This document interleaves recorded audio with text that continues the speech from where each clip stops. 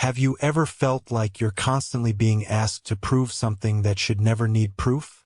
Not to strangers, to everyone. Sometimes it feels like the moment you tell people you're bisexual, they stop listening and start analyzing. Suddenly everybody has a theory. Maybe you're confused. Maybe it's a phase. Maybe you're actually straight. Maybe you're actually gay. It's strange, isn't it? You tell people who you are, and somehow they end up telling you who you are instead. And after enough years of that, something starts happening that nobody really talks about. You stop feeling misunderstood. You start feeling homeless. Not physically, emotionally, like every room welcomes part of you, but never all of you. Maybe you've felt this. You walk into a space where you're supposed to belong, a place that's supposed to understand you, and somehow you still feel like a guest, like you're being tolerated instead of recognized, like everybody got the invitation except you. The weird part is that loneliness doesn't always look like being alone. Sometimes it looks like being surrounded by people who think they understand you. That's what makes it so hard to explain. Because from the outside, everything looks fine. You have friends. You have conversations. You have relationships. You're included. But deep down there's this feeling that keeps following you around. A feeling that says, nobody really gets the whole story. And maybe that's the real wound. Not rejection. Partial acceptance. Because people talk a lot about rejection. But almost nobody talks about what happens when people accept half of you. Half acceptance sounds better. It sounds kinder. But over time, it can be just as isolating. Because when people only recognize pieces of you, you start wondering where the rest of you is supposed to go. And eventually, you stop showing it. Not all at once. Slowly. You become careful. You learn which parts of yourself are easier for people to understand. You learn which conversations are exhausting. You learn which truths create debates. And before you realize it, you're editing yourself. Not because you're fake. Because you're tired. That's an important difference. People think emotional masking is always about fear. A lot of the time it's about exhaustion. Imagine explaining the same thing over and over for years. Imagine constantly correcting assumptions. Imagine watching people take your identity and squeeze it into whatever version makes sense to them. Eventually you stop fighting. You start conserving energy. You start choosing silence. And that's where something dangerous begins. Because every time you hide a piece of yourself to make other people comfortable, you teach yourself that piece doesn't belong. Not consciously, psychologically, quietly. Over time, without even noticing. You know what's strange? A lot of bisexual people spend years trying to convince other people they're valid. And somewhere along the way, they stop checking whether they believe it themselves. Because validation is addictive. Especially when it's inconsistent. The human brain becomes obsessed with things it never receives consistently. That's why people refresh messages. That's why people check who's viewed their story. That's why people overthink one sentence for 3 days. Uncertainty creates obsession. And when your identity is constantly questioned, certainty becomes something you start chasing. You start looking for reassurance. Not because you're insecure, because you're exhausted. There's a difference. And modern culture makes this so much worse. Think about how people date now. Think about dating apps. Everything moves fast. Everybody wants immediate clarity. Immediate certainty. Immediate compatibility. People want to know exactly who you are within seconds. No complexity. No contradictions. No nuance. Just simple answers. The problem is, real people aren't simple.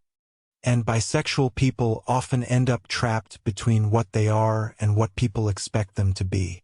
The internet loves categories. Algorithms love categories. People love categories. Categories feel safe, predictable, easy to understand. But what happens when your existence constantly reminds people that human beings are more complicated than categories? You become difficult for people to process. And when people don't understand something quickly, they often reduce it. That's what hurts. Not confusion, reduction, being turned into something smaller than you actually are. And after enough years of that, something starts happening inside your relationships. Maybe you've noticed it. You become hyper-aware. You start paying attention to little things. Tiny shifts, small changes in tone, delayed responses, different wording, different energy. You start scanning, monitoring, checking, trying to figure out what people really think. Not because you're paranoid, because experience taught you that acceptance can be fragile. And once that lesson gets into your nervous system, it doesn't leave easily. That's why some people don't fear rejection. They fear replacement. They fear becoming emotionally forgettable. Because when you've spent years feeling partially seen, you start wondering how easily people can overlook you. That's a terrifying feeling, especially in relationships. You can be loved and still feel invisible. You can be wanted and still feel misunderstood. You can be chosen and still feel uncertain. That's one of the most painful contradictions bisexual people often carry. Being emotionally visible while feeling emotionally unseen. And nobody notices. Because on the surface everything looks normal.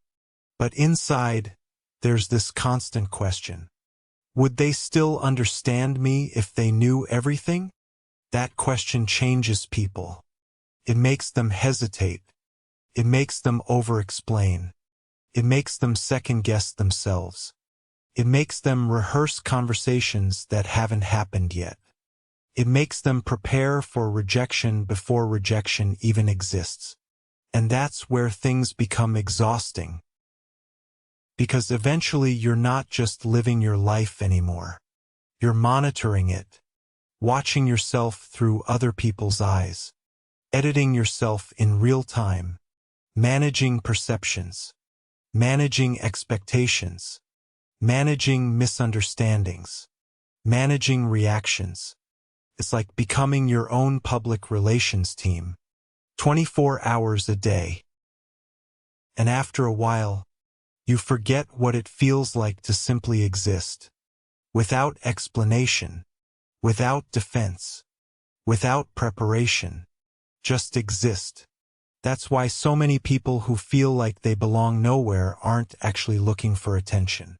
They're looking for rest, emotional rest, the kind that comes from being around people who don't need constant explanations. The kind that comes from not having to translate yourself. The kind that comes from feeling understood without performing understanding. Because here's the truth nobody says out loud. The deepest human desire isn't validation. It's relief. Relief from being analyzed. Relief from being interpreted. Relief from being questioned. Relief from feeling like your existence is a debate people haven't finished having. And maybe that's why this feeling hurts so much.